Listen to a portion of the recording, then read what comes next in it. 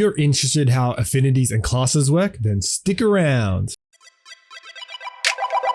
Firstly, if you haven't actually watched our team building video, then it's probably best for you to just click over here, because then you'll be more up to date with how we're going to go about this video. In the open world of Illuvium, you're going to find many amazing creatures called Illuvials. These Illuvials possess unique abilities, and these abilities will help them synergize with the rest of their team, making the whole team stronger so that you can beat your foe and even catch them if they're from the wild. Affinities are broadly broken up into two categories: affinities and classes.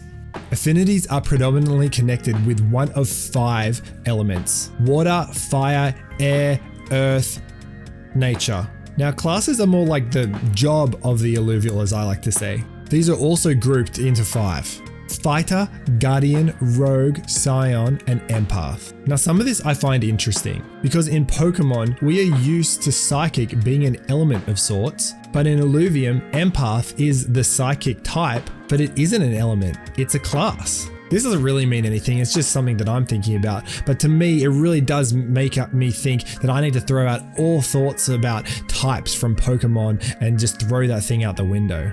Now, let's talk about combining these traits. When you fuse 3 Illuvials together, you're actually ascending them to a higher form. And in this example, you'll see that the affinities or classes change potentially when they ascend. Now, in the white paper, it describes that when 2 affinities come together, they actually can create a more powerful ascended ability. For example, when a Ramfight ascends to a Ramfire, the affinities change from fire to inferno.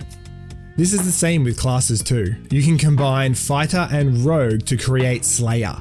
Damn, sounds pretty cool. So this is a way to make your team more diverse and more powerful. But I still have many questions about these mechanics. Like, are these traits actually predetermined but when you catch the Illuvial, or are they randomized a little bit? And also, when I fuse them together, maybe I have a chance to have different classes or different affinities. I don't know about that.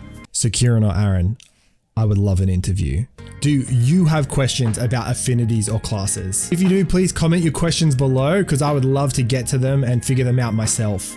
And worst case, when Kieran finally answers my calls, I'll get the answers set. Now, please enjoy Josh and I discussing affinities and classes in our podcast. Also, go check out the podcast, link in the description. Enjoy. So, Josh, we're ready? We're going into affinities. Ready to rock. Heck yeah. Let's do it. All right. Affinities. The origins of Illuvials themselves is a mystery, but so is their affinity to the elements of this alien world. Illuvials connect predominantly with one of the 5 elements: water, fire, earth, air, and nature. Oh, it reminds me of Avatar. Did you ever watch Avatar? I did actually see that.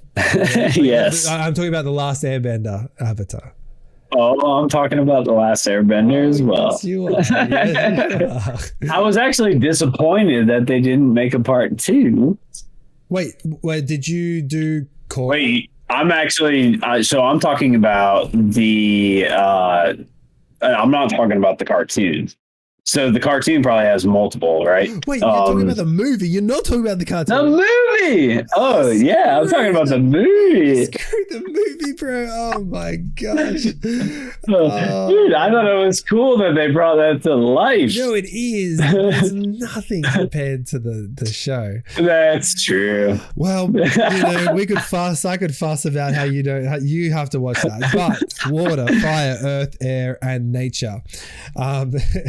The most powerful ascended form affinities with 2 elements: frost equals air and water, or a stronger bond with a single element: inferno equals fire and fire. Interesting. Okay. Make sure your team is strategically chosen. Your how do you say that? Arcleon? Archelian? Archelian? Oh,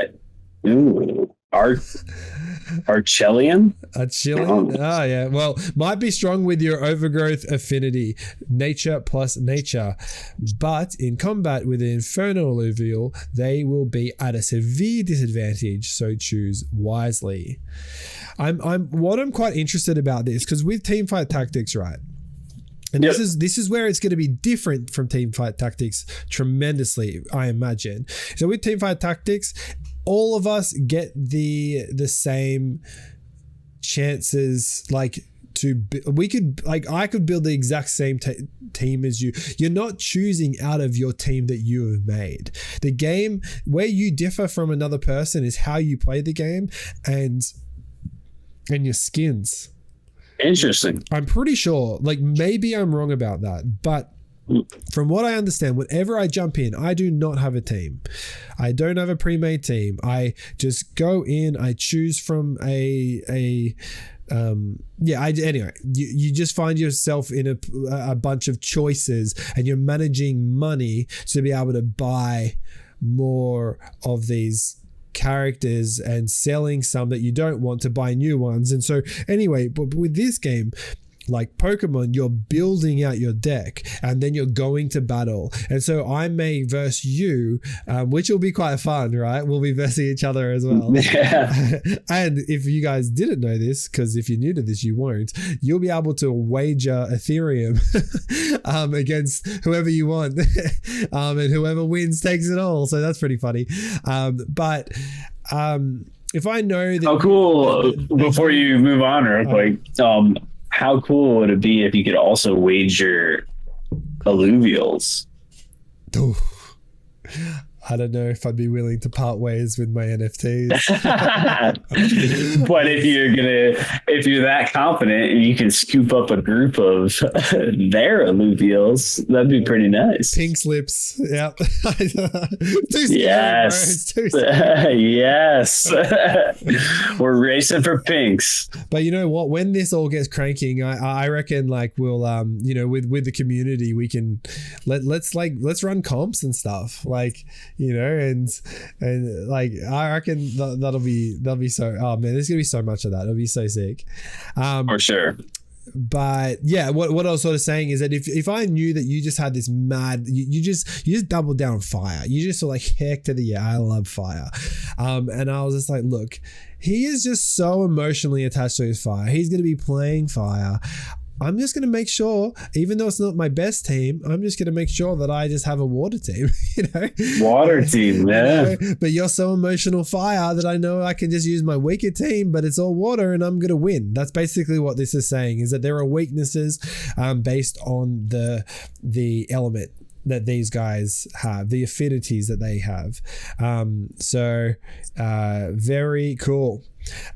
So prior to going on real quick, so looking at all these combinations, how many can we make from this? It's almost like permutations. It looks like 20-ish.